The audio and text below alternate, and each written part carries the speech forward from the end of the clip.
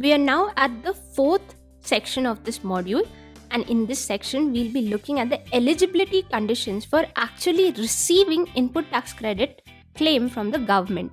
Also, we'll pass through the rules governing the transfer of input tax credit between the business and government, vice versa between two businesses. We'll get to that in this section.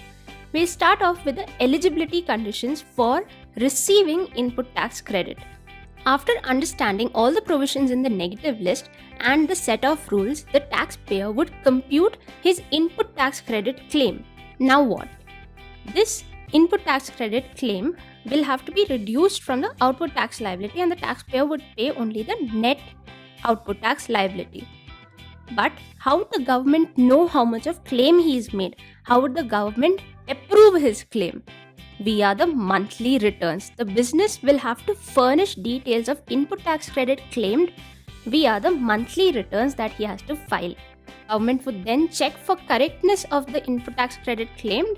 If all the conditions relating to the ITC are met, then the government will credit the amount of ITC to the electronic credit ledger to offset the output tax payable. It is only when the government gives credit of ITC claimed in the electronic credit ledger, the business has actually received credit for his claim. So what are these conditions? If only these conditions are fulfilled, he will get credit for his claim. There are 10 broad conditions. Business is registered, supplier paid tax, business received goods, depreciation has not been claimed. There's a specific condition related to pipeline and telephone towers. There are certain documents which are supposed to be maintained. The business had actually paid the supplier for the goods. He's filed monthly returns. The goods are received in installment. There is a specific condition for that. And there are conditions relating to cutoff of claiming input tax credit. Well, don't get confused and boggled down by all these conditions. We found out an easy way to remember all of these.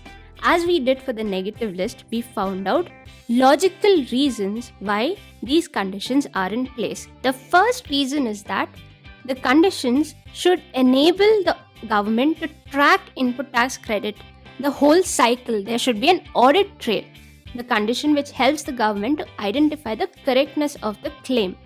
The second reason is similar to negative list, no double tax benefits, conditions which would ensure proper cash flow and that there is no unfair benefits. And the third one is to maintain timelines. Because the government is giving you input tax credit, you cannot forever claim credit at any point of time. There has to be certain restrictions to the time limit within which you can claim input tax credit. So the third reason is timelines. Let's categorize the 10 conditions into our reasons. The first one, where the government can track or maintain an audit trail, has 6 conditions. The second one has 1 condition, just one, relating to depreciation. And the third reason of maintaining timelines has 3 conditions. We'll check each of these one by one.